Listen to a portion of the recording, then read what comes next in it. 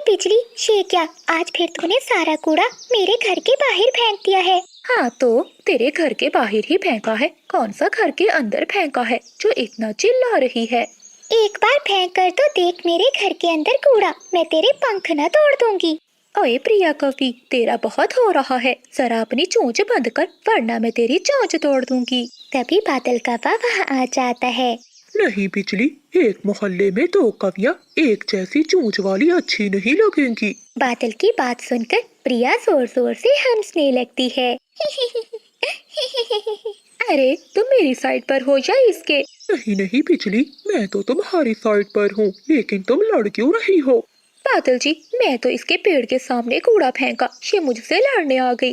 देखिए भाई साहब, हवा चलने पर सारा कूड़ा मेरे घर में आता है। अब आप ही बताइए, इसे ना कहूँ तो और किसे कहूँ? हाँ तो ये पेड़ तेरे बाप का है, तो मैं यहाँ कूड़ा ना फेंकूं। बिजली के इतना बोलते ही प्रिया को गुस्सा आ जाता है और वो दोनों आपस में लड़ने लगती हैं। अरे अरे, ये तुम दोनों क्या कर रही हो? रुक जाओ रुक जाओ। इस बार तो छोड़ रही हूँ तुम्हें चुड़ैल, लेकिन अगली बार मेरे सामने ना आना, नहीं तो मुझसे बुरा कोई नहीं होगा। अरे तुझसे बुरा तो कोई है भी नहीं डायन। फिर प्रिया कवि अपने घर में चली जाती है और बिजली कवि भी बादल के साथ अपने घर में चली जाती है। अगले दिन बिजली कवि मटका लिए नदी से पानी भरने जाती है। जल्दी जल्दी पानी भर लो, इससे पहले कि वो डायन कवि यहाँ आ जाए। और फिर क्या पता, कल जैसे मुझसे लड़ने लग गई थी, आज तुम सबसे भी लड़ने लग जाए। बिजली कवि प्रिया कवि की ये बात सुन लेती है। लगता है प्रिया तुझे कल का सबक याद नहीं है। अरे बिजली, प्रिया ठीक ही तो कह रही है, तुम हर समय तो लड़ती रहती हो। सुन लिया बिजली, तुझे सारा जंगल जानता है, तू कितनी लड़ाकू है। बिजली कवि को प्रिया पर बहुत गुस्सा आता है। सभी पक्षियों को प्रिया की ओर देखकर बिजली कवि गुस्से में वहाँ से चली जाती है। लाओ बिजली जल्दी दो, मुझे बहुत प्यास लगी है। बिजली कवि मटका आगे कर देती है। जैसे ही बादल कव्वा खाली मटका देखता है तो चौंक जाता है। ये क्या, तुम पानी नहीं लाई? फिर बिजली कवि सारी बात बादल को बताती है। सुन लो जी, मैं ये रोज की काय काय से बहुत तंग आ चुकी हूँ, मुझे नहीं रहना अब इस जंगल में। लेकिन बिजली, हम कहाँ जाएंगे? हमारे पास तो इस घर के अलावा कुछ भी नहीं है। कहीं भी चले जाएंगे, लेकिन अब इस जंगल में नहीं रहेंगे। गलती तो तुम्हारी ही है बिजली, तुम क्यों उन पक्षियों के मुंह लगती हो? पति जी, अब तुम भी मुझे सुनाने लगे। बस अब हम यहाँ नहीं रहेंगे, ये जंगल छोड़कर पास वाले जंगल में चले जाएंगे। ठीक है बिजली, अगर तुम्हें यही ठीक लगता है तो हम आज ही ये जंगल छोड़कर चले जाएंगे। फिर वो पति पत्नी अपना सारा सामान बांधते हैं और दूसरे जंगल के लिए निकल जाते हैं। थोड़ी दूर जाने के बाद बिजली कवि बादल से कहती है, अजय रुकिए, मुझे बहुत प्यास लगी है, जरा पीने के लिए पानी तो लेकर आइए, नहीं तो प्यास के कारण मैं मर जाऊंगी। ठीक है बिजली, तुम इस पेड़ की छांव में बैठो, मैं तुम्हारे लिए पानी लेकर आता हूँ। ठीक है, जल्दी से आइएगा, मेरा तो प्यास के कारण बहुत बुरा हाल हो रहा है। फिर बादल कव्वा बिजली कवि को एक पेड़ के नीचे बिठाकर उसके लिए पानी लेने चला जाता है। काफी समय बीत जाता है, लेकिन बादल पानी लेकर वापस नहीं आता। अरे ये अभी तक पानी क्यों नहीं लेकर आए? मेरा तो प्यास के कारण दम घुटा जा रहा है। मिल गया पानी, जल्दी से पानी भरकर ले जाता हूँ। बिजली मेरा इंतजार कर रही होगी। फिर बादल कव्वा मटके में पानी भरता है और वापस उड़ता है। ए ऊपर वाले, ये क्या हो गया? बिजली बिजली, आंखें खोलो, मैं तुम्हारे बिना एक पल भी नहीं रह सकता। बादल कव्वे ने पानी लाने में बहुत देर कर दी, जिस कारण बिजली कवि मर जाती है। ए ऊपर वाले, मैं तो अपनी पत्नी के साथ नया जीवन जीने दूसरे जंगल जा रहा था, लेकिन तूने उसे अपने पास बुला लिया। कृपा करो, मुझ पर दया करो और मेरी पत्नी को मुझे वापस लौटा दो, मैं उसके बिना नहीं रह सकता। बादल कव्वा अपनी पत्नी के लिए बहुत रो रहा था। तभी तेज हवाएं चलने लगती है। दिन में अंधेरा हो जाता है। तभी एक परी वहाँ आती है। कव्वे, इस दुनिया से सबको जाना है, तेरी पत्नी की सांसें बस यहीं तक थीं। ए परी जी, मैं अपनी पत्नी से बहुत प्यार करता हूँ, कृपया करो मेरी पत्नी को मुझे वापस लौटा दो, वरना मैं भी मर जाऊंगा। देखो कव्वे, मैं तुम्हारी पत्नी के प्राण नहीं लौटा सकती, लेकिन अगर तुम अपने आधे प्राण अपनी पत्नी को दे दो तो तुम्हारी पत्नी जीवित हो जाएगी। ठीक है परी, मैं अपने आधे प्राण अपनी पत्नी को देता हूँ। इतना कहते ही बिजली कपी की आंखें खुल जाती है और परी भी गायब हो जाती है। बादल जी, आप पानी ले आए, मुझे बहुत प्यास लग रही थी। हाँ बिजली, मैं तुम्हारे लिए पानी ले आया, जल्दी से पानी पी लो। बिजली कभी पानी पीती है। वो फिर से अपना सामान उठाकर दूसरे जंगल की ओर बढ़ जाते हैं। काफी दूर उड़ने के बाद उन्हें एक कुआं दिखाई देता है। वो दोनों वहाँ रुकते हैं। बिजली, आधा रास्ता तय हो गया है, तुम यही कुएं के पास बैठो, मैं तुम्हारे लिए कुछ खाने को लेकर आता हूँ। ठीक है पति जी, मैं यही कुएं के पास आपका इंतजार करती हूँ, लेकिन हाँ, जल्दी आइएगा। फिर बिजली कभी कुएं के पास बैठ जाती है और बादल कबा बिजली कभी के लिए खाने के लिए कुछ लेने चला जाता है। तभी वहाँ से एक कबा गुजरता है। बिजली कभी को देखकर वो वहाँ आता है। आप कौन हैं और यहाँ बैठकर क्या कर रही हैं? क्या किसी का इंतजार कर रही हैं? हाँ, मैं अपने पति का इंतजार कर रही हूँ, वो मेरे लिए भोजन लेने गए हैं। देखिए काकी जी, अगर आपको कोई ऐतराज ना हो तो आप मेरे साथ मेरे घर चल सकती हैं। मैं आपको पेट भरकर भोजन खिलाऊंगा और रानी बना कर रखूंगा। बिजली कभी प्रेम कपे की मीठी मीठी बातों में आ जाती है और उससे प्यार कर बैठती है। लेकिन अगर मेरे पति ने मुझे तुम्हारे साथ देख लिया तो आफत हो जाएगी। तुम चिंता नहीं करो, जब तुम्हारा पति यहाँ आएगा तो हम मिलकर उसे कुएं में धक्का दे देंगे और फिर मिलकर हंसी खुशी का जीवन बिताएंगे। वो दोनों बातें कर ही रहे थे कि तभी बादल कबा भी आ जाता है। ये देखो बिजली, मैं तुम्हारे लिए मीठा फल ले आया, लेकिन ये कौवा कौन है? पति जी, ये कौवा तो यहाँ से उड़ रहा था, मुझे बैठा देखकर यहाँ आ गया। आप छोड़िए ना, लाइए मुझे मीठा फल दीजिए। ये लो बिजली, ये फल खा लो, फिर हमें आगे भी जाना है। तभी बिजली कभी नाटक करते हुए बोलती है। पति जी, कब से कुएं से आवाजें आ रही हैं, लेकिन मुझे तो कोई भी आवाज नहीं आ रही है। तुम्हारा वहम होगा बिजली। नहीं नहीं बादल जी, ये मेरा वहम नहीं हो सकता। आप कुएं में झांक कर तो देखिए, मुझे तो लगता है कि कुएं के अंदर कोई है। ठीक है बिजली, अगर तुम कहती हो तो मैं देखता हूँ। फिर बादल कौवा कुएं में देखने जाता है। मौका देखते हुए बिजली कपी और प्रेम कौवा मिलकर बादल कपी को उस कुएं में धक्का दे देते हैं। कोई बचाओ, कोई मुझे इस कुएं से बचाओ। बिजली, अब बादल को कोई भी कुएं से नहीं निकाल सकता। ये कुआं बहुत गहरा है, अब तक बादल को सांप ने खा लिया होगा। कुछ देर बाद बादल कपे की आवाजें कुएं से आना बंद हो जाती हैं और उन दोनों को ऐसा लगता है कि बादल कपा मर चुका है। लगता है ये मर चुका है, अब हम दोनों को कोई भी जुदा नहीं कर सकता। बिजली कपी और प्रेम कपा वहाँ से चले जाते हैं। वो दोनों जा ही रहे थे कि तभी जंगल की मुखिया चिड़िया वहाँ आ जाती है। प्रेम कपी, ये तुम्हारे साथ कपी कौन है? क्या तुमने शादी कर ली है? हाँ मानो चिड़िया, मैंने शादी कर ली है और ये मेरी पत्नी है। ये तो तुमने बहुत अच्छा किया, तुम्हें बहुत बहुत बधाई हो।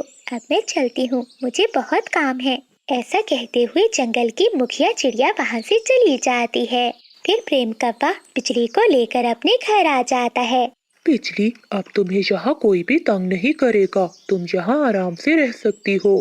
ठीक है जी, मुझे बहुत भूख लग रही है, आप मेरे लिए कुछ खाने का बंदोबस्त करें ना। ठीक है बिजली, तुम यहीं रुको, मैं अभी तुम्हारे लिए भोजन लेकर आता हूँ। फिर प्रेम कौवा बिजली के लिए भोजन लेने चला जाता है। उधर बादल कौवा कुएं में मदद की पुकार लगा रहा था। कोई मुझे बचाओ, कोई मुझे इस कुएं से बाहर निकालो, वरना मैं यहीं मर जाऊंगा। बादल कौवे की आवाज सुनकर कुछ पक्षी कुएं के पास आते हैं और बादल कौवे को कुएं से बाहर निकालते हैं। मुझे कुएं से बाहर निकालने के लिए आप सबका बहुत बहुत धन्यवाद। मैं आप सबका ये एहसान जिंदगी भर नहीं भूलूंगा। वो सब तो ठीक है कपे भाई, लेकिन तुम इस कुएं में कैसे गिर गए?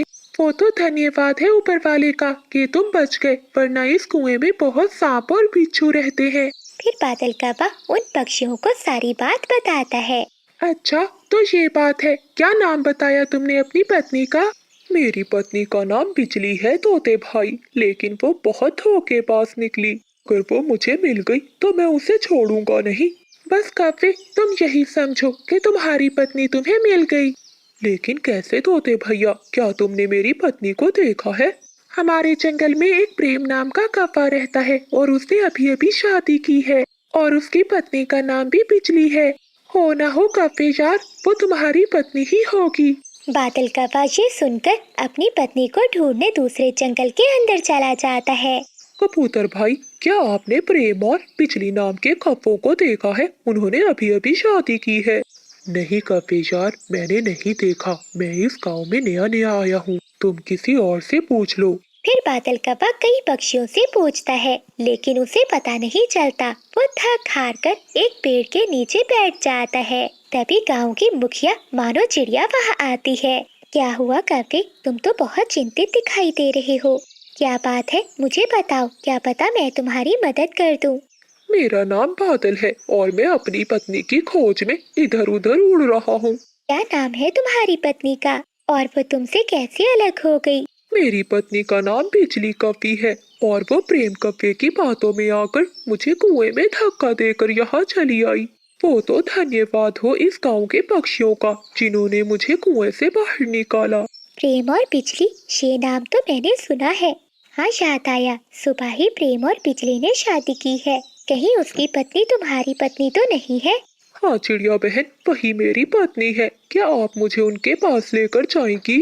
हाँ हाँ, क्यों नहीं, चलो मेरे साथ। फिर मानो चिड़िया बादल कौवे को प्रेम के घर ले जाती है। प्रेम कौवे बाहर आओ।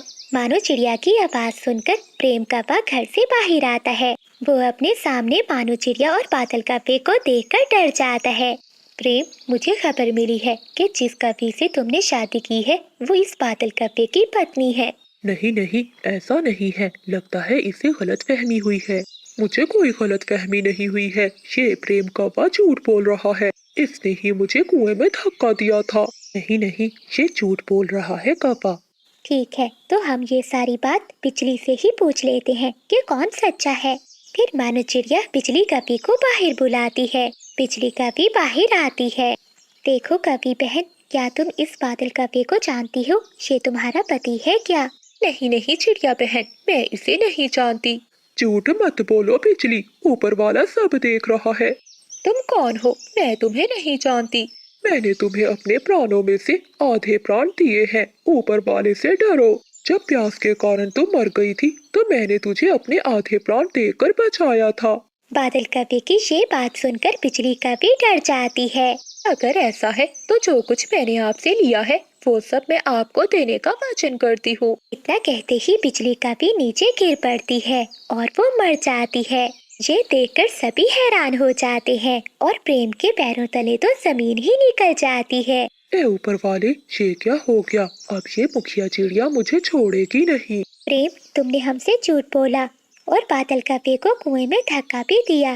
इस आरोप पर मैं तुम्हें जेल में बंद करने का हुक्म देती हूँ। बिजली, अगर तुम ये सब ना करती तो तुम्हारे साथ आज ऐसा ना होता। इस कहानी से हमें ये सीख मिलती है कि अगर तुम बुरा करोगी तो तुम्हारे साथ भी बुरा होगा। अरे ओए महारानी, जल्दी जल्दी काम कर। तेरे पंखों ने काम करना बंद कर दिया है क्या?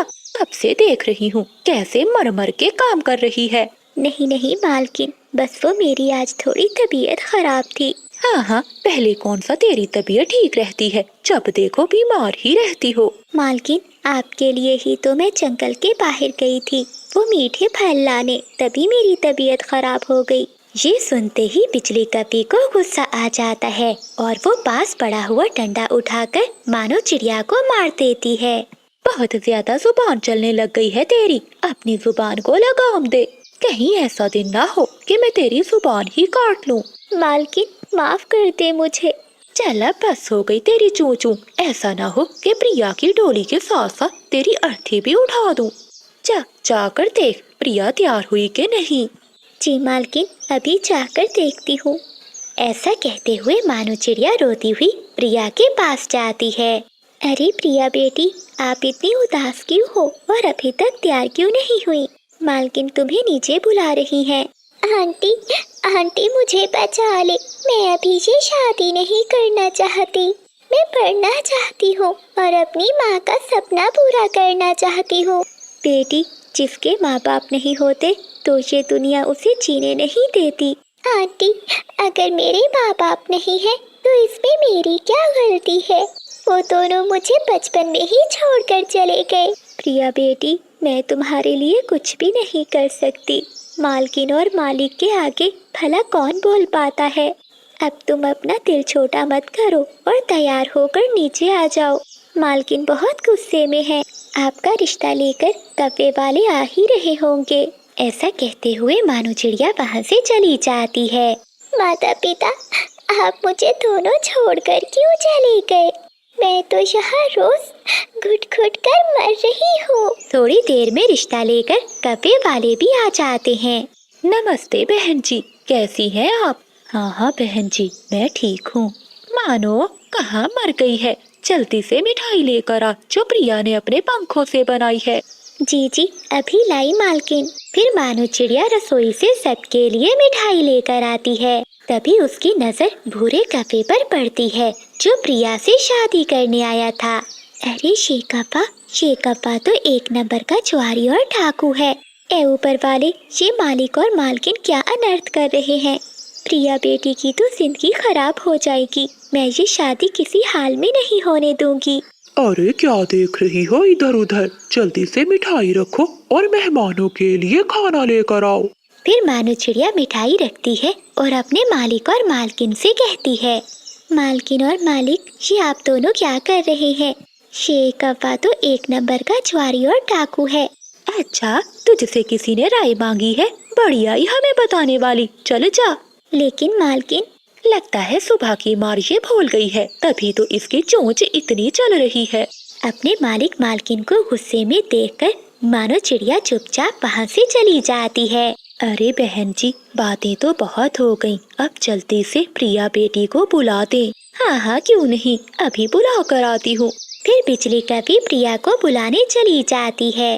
अरे महारानी, तैयार हुई कि नहीं? अब जल्दी से चल।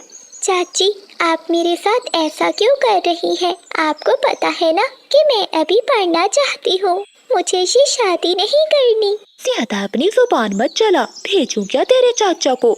और हाँ, थोड़ा मुस्कुरा देना अगर ये रोती हुई सूरत लेकर गई काफे वालों के सामने, तो मुझसे बुरा कोई भी नहीं होगा, समझी? ऐसा कहते हुए बिजली का भी वहाँ से चली जाती है। थोड़ी ही देर में प्रिया भी तैयार होकर आ जाती है। अरे वाह, ये तो बहुत सुंदर है। हाँ, क्यों नहीं, आखिर ये भतीजी किसकी है? तभी भूरा कप्पा कहता है, माँ, मैं थोड़ी देर अकेले में प्रिया से बात करना चाहता हूँ। हाँ, क्यों नहीं बेटे। प्रिया बेटी, बाहर भूरे को लेकर जाओ। प्रिया चुपचाप वहाँ से भूरे कप्पे को लेकर घर से बाहर आ जाती है। प्रिया, मुझे ये तो बताओ, क्या तुम्हें भोजन बनाना आता है? डरी और सहमी हुई प्रिया अपना सर हिला देती है। बहुत सुंदर हो तुम। मैंने जब तुम्हें पहली बार देखा था तो तुमसे ही शादी करने का सोच लिया था। जरा अपना पंख तो दिखाओ, कितना सुंदर है। ऐसा कहते हुए भूरा कप्पा प्रिया का पंख पकड़ लेता है। ये सब होता हुआ देखकर प्रिया डर जाती है और घर के अंदर चली जाती है। तभी भूरे को बहुत गुस्सा आता है और वो भी अंदर जाता है।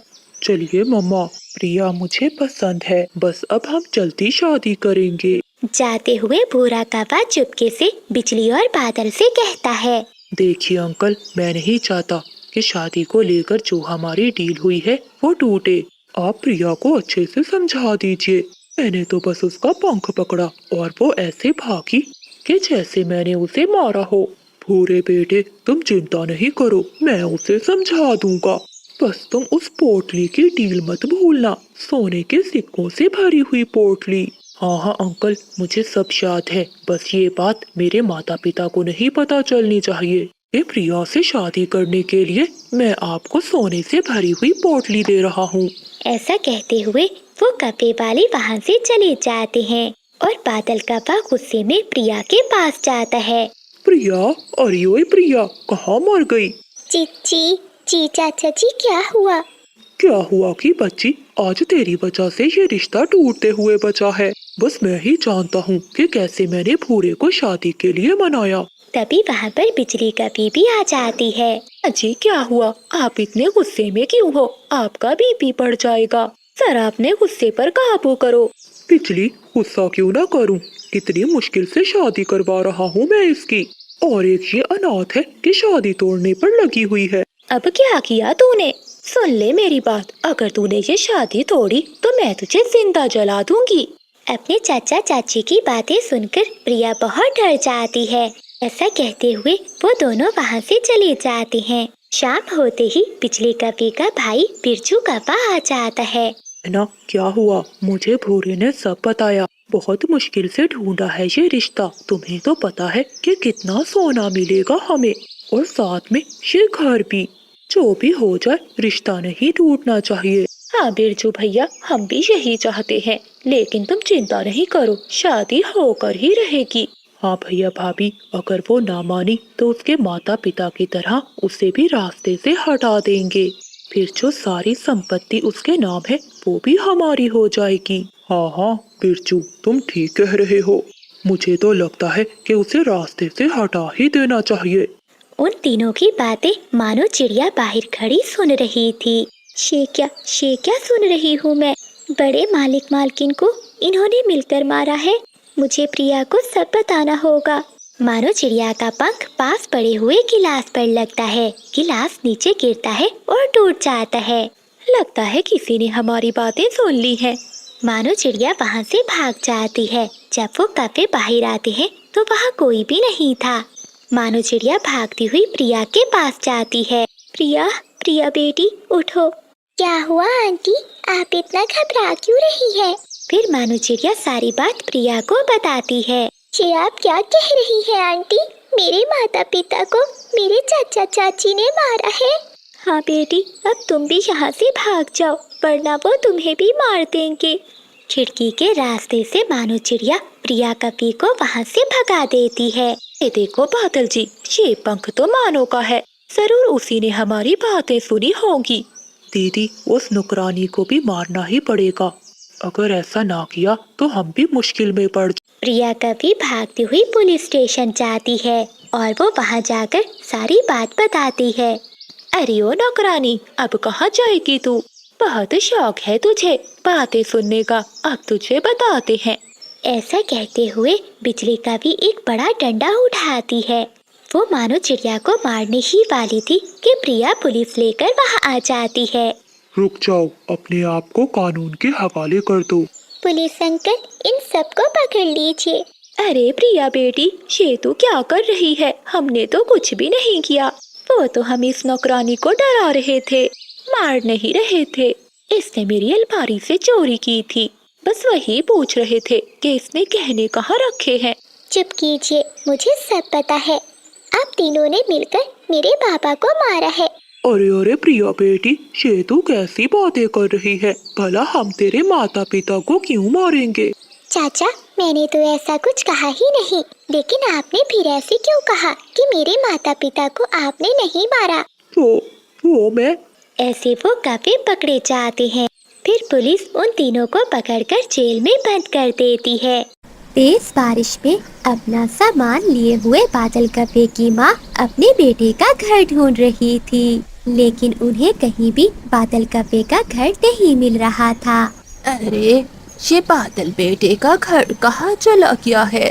पहले तो घर आसानी से मिल जाता था, अब तो रास्तों की भी समझ नहीं आ रही। तभी बुलबुल मौसी वहाँ से गुजर रही थी। वो बूढ़ी कपी को देखकर उसके पास जाती है। अरे आप कौन है? आपको पहले तो इस जंगल में नहीं देखा। हाँ बुलबुल बहन, मैं बादल कपे की माँ हूँ। अपने बेटे से मिलने आई थी, लेकिन रास्ते में इतनी तेज बरसात शुरू हो गई। अब मुझे अपने बेटे का घोंसला नहीं मिल रहा। अच्छा, तो आप कपे की माँ है, तो आप चिंता काहे को करती हैं? चलिए माँ जी, मैं आपको बादल के घर ले चलती हूँ। लाइए माँ जी, ये बैग मुझे दीजिए। नहीं नहीं, मेरा कुछ कीमती सामान है, मैं ये खुद उठा लूंगी। लगता है बुढ़िया के पास कुछ कीमती सामान है। हो ना हो, कीमती गहने ही होंगे। फिर बुलबुल मौसी बादल की माँ को उसके घर छोड़ आती है। अरे माँ, आओ आओ। अरे बाप रे, ये बुढ़िया यहाँ क्या करने आई है? बेटे, मुझे तो इतनी तेज बारिश में तुम्हारा घोंसला नहीं मिल रहा था। वो तो भला हो उस बुलबुल मौसी का, जिसने मुझे तुम्हारे घर छोड़ दिया, वरना मैं तो वापिस ही जाने वाली थी। अच्छा, तो उस बुलबुल मौसी ने किया है उसे तो बाद में मैं देख लूंगी। क्यों बिजली बहू, कैसी हो तुम?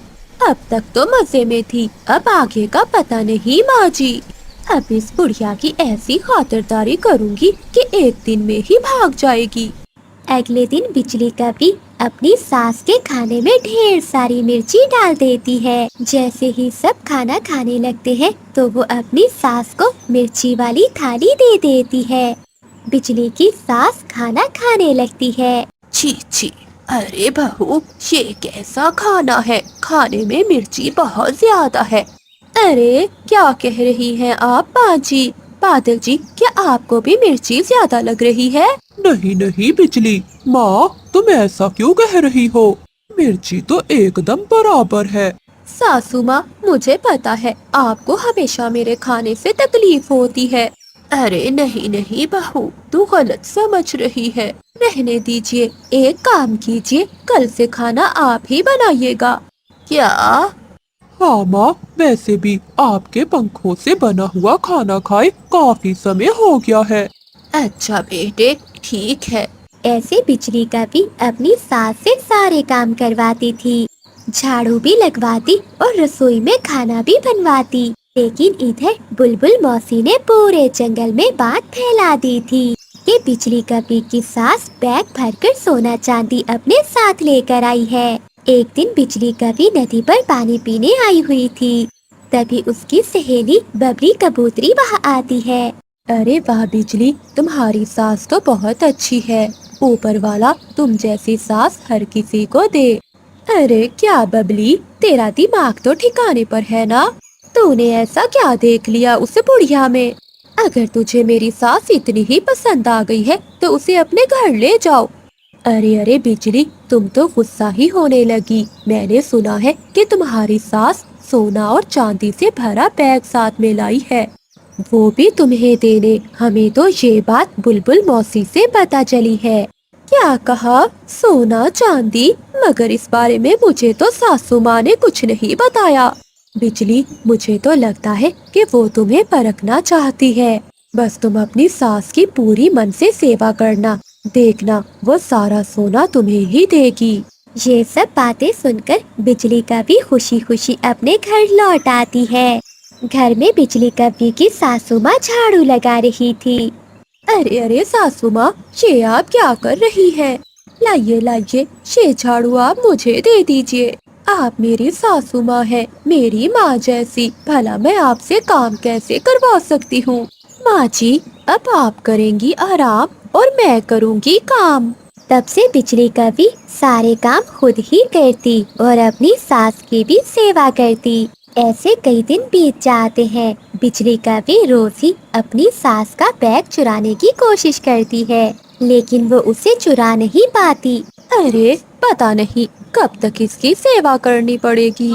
सोते समय भी अपना बैग अपने साथ लेकर सोती है, आखिर चुराऊं मैं कैसे? दादो दादो, चलिए ना, मेरा बॉल उस पेड़ के पास खो गया है, आप चलकर मुझे ढूंढ कर दीजिए ना दादो। हाँ हाँ जुगनू बेटा, चलो।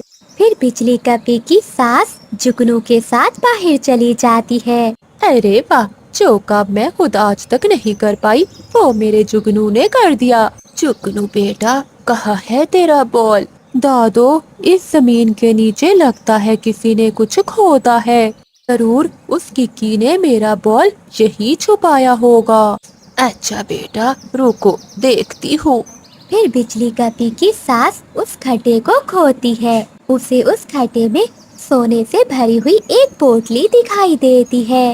अरे बाप रे, जुगनू ये देखो, हमें तो ढेर सारा सोना मिल गया। चल जुगनू बेटा, हम सारी बात तेरी माँ को बता देते हैं, अब तो हम अमीर हो गए हैं। इधर बिजली कभी अपनी सास के बैग को खोल कर देखती है, परंतु उसमें तो कोई भी सोना चांदी नहीं था। उस बैग में तो उसकी सासू माँ के फटे हुए कपड़े थे। अरे सारी मेहनत बेकार हो गई। इस बुढ़िया के पास सोना तो क्या, एक फूटी कौड़ी भी नहीं है। तभी बिजली कपी की सास वो खजाने से भरी हुई पोटली लेकर आ जाती है। वहीं रुक जाओ, अंदर आने की कोई जरूरत नहीं है, निकल जाओ मेरे घर से। अरे बहू, तू ये क्या कह रही है? क्या मुझसे कोई गलती हुई है? गलती? आज तक तेरा हमें कोई फायदा हुआ है? हर समय बस खाती ही रहती हो। बहू, अब हमारी किस्मत बदलने वाली है, तो मेरी बात तो सुन। किस्मत तो मेरी खराब हो गई है जो मैंने तेरे बेटे से शादी की। मम्मा, पहले दादू की बात तो सुन लो। तू तो चुप कर जुगनू, अगर कुछ बोला तो एक पंख लगाऊंगी। बेटी, मैं तो तुझे बहुत अच्छी समझती थी, लेकिन तू मतलबी निकली। जा रही हूँ मैं। फिर बिजली कपी की सास वहाँ से चली जाती है और वो अपनी खजाने से भरी हुई पोटली लेकर एक पेड़ पर बैठ जाती है। रात होते ही जंगल में फिर से बारिश शुरू हो जाती है। मानो चिड़िया अपने घर में बैठी हुई थी। वो खिड़की से बिजली की सास को देख लेती है। अरे, ये तो बिजली की सासू माँ है, लेकिन ऐसी बारिश में ये बाहर क्यों बैठी है? फिर मानो चिड़िया बिजली कपी की सास के पास जाती है।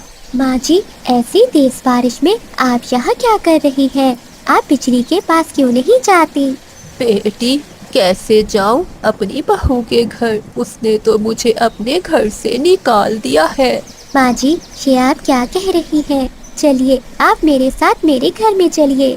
फिर मानो चिड़िया बिजली कपी की सास को लेकर घर आ जाती है और वो खाना बनाकर बादल कपे की माँ को खिलाती है। वो बूढ़ी कपी पेट भरकर खाना खाती है और सो जाती है। अगले दिन वो बहुत अच्छा महसूस कर रही थी। बेटी, मैं तुम्हारा धन्यवाद कैसे करूं? मेरी बहू ने तो मुझे घर से निकाल दिया। तुमने तो मेरा एक बेटी की तरह ध्यान रखा। अरे माँ जी, आप ऐसा क्यों कह रहे हैं? मैं आपकी ही बेटी हूँ। आज से आप भी मेरे साथ ही रहेंगी। वैसे मैं भी अकेली ही रहती हूँ। बेटी, मुझे कुछ देना है तुम्हें। ऐसा कहते हुए बिजली की सास वो सोने से भरी हुई पोटली मानो चिड़िया को दे देती है। अरे माँ जी, इस पोटली में तो ढेर सारा सोना है। नहीं नहीं, मैं ये नहीं रख सकती। बेटी, ये मेरा आशीर्वाद समझकर ले लो। वैसे भी मैं इसका क्या करूँगी? मुझे तो 2 वक्त का भोजन चाहिए, ये तेरे काम आएंगे। इधर बिजली कपी को भी मालूम हो जाता है कि उसकी सास के पास ढेर सारा सोना था जो उसने मानो चिड़िया को दे दिया है। हाय रे मेरी किस्मत। किकी, किकी बेटे, कहाँ चले गए तुम? रोते हुए और घबराए हुए बबली कबूतरी बाकी पक्षियों के पास आती है। अरे क्या हुआ बबली बहन, तुम इतनी परेशान क्यों दिख रही हो? तोते भैया, पता नहीं मेरा किकी कहाँ चला गया। रात तो वो मेरे साथ ही सोया था। जब मैं सुबह उठी तो वो घोंसले में नहीं था। अरे डरो नहीं बबली बहन, हम सब मिलकर उसे ढूंढ लेंगे। फिर सभी पक्षी मिलकर कबूतरी के बच्चे को पूरे जंगल में ढूंढने लगते हैं, लेकिन वो उन्हें कहीं भी नहीं मिलता। चलो पक्षियों, हमें लगता है कि अब हमें महारानी चील की मदद ले लेनी चाहिए। फिर वो सभी पक्षी मिलकर महारानी चील के पास जाते हैं और बबली कबूतरी चील महारानी को सारी बात बताती है। अरे, तुम सब पक्षियों ने उसे ढूंढा भी है कि मेरे पास चली आई हो? चील महारानी, हमने उसे बहुत ढूंढा, लेकिन वो जंगल में हमें कहीं भी नहीं मिला। पक्षियों, तुम्हें तो पता है कि मैं उस पत्थर का इस्तेमाल बहुत ज्यादा जरूरत पड़ने पर ही करती हूँ, इसलिए मुझे इस्तेमाल करने से पहले बहुत बार सोचना पड़ता है। चील महारानी जी, मेरा दिल फटा जा रहा है। आप जल्दी से पता चलाइए कि मेरा कीकी कहाँ है। ये कहते हुए चील महारानी अपने पास बैठे हुए उल्लू सिपाही को इशारा करती है। उल्लू गुफा में जाता है और वहाँ से एक नीला पत्थर लेकर आता है और फिर उल्लू उस नीले पत्थर से कहता है, ए जादुई नीले पत्थर, हमें बताओ कि कीकी कहाँ है। इतना कहते ही पत्थर में से आवाज आती है, छोटा कीकी कबूतर इस समय काली पहाड़ी में एक सूखे हुए पेड़ के नीचे बैठा है। मेरा बेटा किकी। चलो कबूतरी बहन, जल्दी से काली पहाड़ी चलते हैं। फिर वो सभी पक्षी काली पहाड़ी पर जाते हैं और वहाँ से छोटे किक्की को सही सलामत वापस लेकर आते हैं। चील महारानी, मुझे एक बात समझ में नहीं आई कि आप इस पत्थर को इस्तेमाल करने से मना करती हैं और फिर बाद में इस्तेमाल भी करती हैं। इस बात की समझ हमें नहीं आती। मैं जानती हूँ बबली कबूतर, लेकिन मैं चाहती हूँ कि मेरे जंगल के पक्षी आलसी न बन जाएं। इसलिए मैं इसे इस्तेमाल करने के लिए हमेशा मना करती हूँ। लेकिन जब मैं अपने जंगल के पक्षियों को परेशान देखती हूँ तो मुझसे रहा नहीं जाता। चील महारानी, आप सच में बहुत अच्छी रानी हैं। तुम पक्षियों को शायद पता नहीं कि कोई है जो इस पत्थर को पाने में लगा हुआ है। बिजली, ये चील महारानी बहुत चालाक है। जो इसके पास नीला पत्थर है वो मुझे किसी भी सूरत में हासिल करना है। उसे ये बात मालूम है, इसीलिए तो उसने अपने जंगल के पक्षियों को समझाया हुआ है कि कितनी भी मुश्किल पड़ने पर वो पक्षी उस नीले पत्थर की बात नहीं करते। लेकिन पति जी, आप उस पत्थर को हासिल तो करना चाहते हैं, लेकिन मैंने आपको कभी कोशिश करते हुए नहीं देखा। तुम चिंता नहीं करो बिजली, इस बार तो मैं उस नीले पत्थर को हासिल करके ही रहूंगा। अगले दिन एक मानो चिड़िया उस महारानी चील के जंगल में आती है। मदद करो, कोई तो मेरी मदद करो। वो ऐसे चिल्लाती हुई पूरे जंगल में उड़ रही थी। अरे, ये चिड़िया कौन है जो इस तरह से चिल्ला रही है? तभी मानो चिड़िया नीचे आती है। चिड़िया बहन, कौन हो तुम और क्यों इस तरह से चिल्ला रही हो? कबूतरी बहन, मेरा नाम मानो चिड़िया है और मैं अपने 2 बच्चों को ढूंढ रही हूँ। आज दोपहर वो मेरे साथ भोजन लेने निकले थे, तभी एक काला बाज हम दोनों का पीछा करने लगा।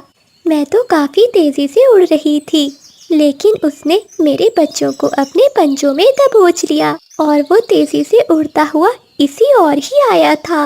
अब मैं अपने बच्चों को लेकर बहुत चिंतित हूँ। अपने बच्चों को ढूंढने के लिए मैं इसी जंगल में आ गई। मुझे पता चला कि वो काला बाज इसी जंगल में रहता है। क्या काला बाज? हाँ, वो तो हमारे जंगल में ही रहता है। चलो चिड़िया बहन, हम वहीं चलते हैं। अगर तुम्हारे बच्चे वहीं हुए तो हम उसे वापस दिलाकर ही रहेंगे। फिर वो सभी पक्षी काले बाज के घोंसले पर जाते हैं। अरे, यहाँ तो काला बाज नहीं है। क्या कबूतरी बहन, अगर वो बाज यहाँ नहीं है तो मेरे बच्चों को ले क्या होगा? ये कहते हुए मानो चिड़िया जोर जोर से रोने लगती है। चिड़िया बहन, डरो नहीं, तुम्हारे बच्चे तुम्हें आज ही वापस मिलेंगे। चलो पक्षियों, हम सब चील महारानी के पास चलते हैं। अब सभी पक्षी चील महारानी के पास जाते हैं और उन्हें सारी बात बताते हैं। चील महारानी, इस काले बाज को तो हमें कड़ी सजा देनी चाहिए।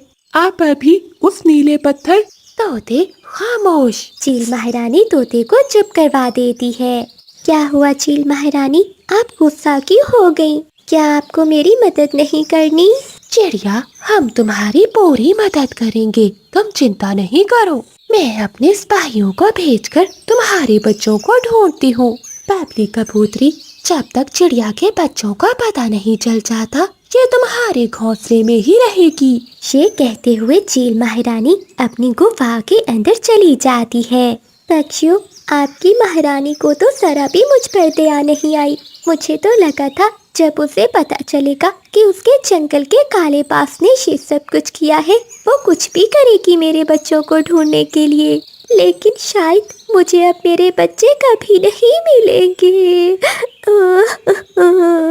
लगता है पक्षियों, हमें ही अब कुछ करना होगा। उल्लू सिपाही वहीं खड़ा हुआ था। उल्लू यार, महारानी चील तो बच्चों को लेकर जरा भी चिंतित नहीं है। अब तुम्हें ही कुछ करना होगा। भला मैं क्या कर सकता हूँ? अरे, इस बेचारी चिड़िया की तरफ ही देखो, बेचारी की आंखों से आंसू नहीं रुक रहे। हमें इसकी मदद अभी करनी होगी। तुम जाओ और चुपचाप उस नीले पत्थर को लेकर बागीचे में आ जाना। क्या हम महारानी चील को धोखा देंगे? हाँ उल्लू यार, हम धोखा दे रहे हैं, लेकिन क्या करें, इस समय इस चिड़िया का अपने बच्चों से मिलना बहुत जरूरी है। फिर सभी पक्षी मिलकर उल्लू सिपाही को राजी कर लेते हैं।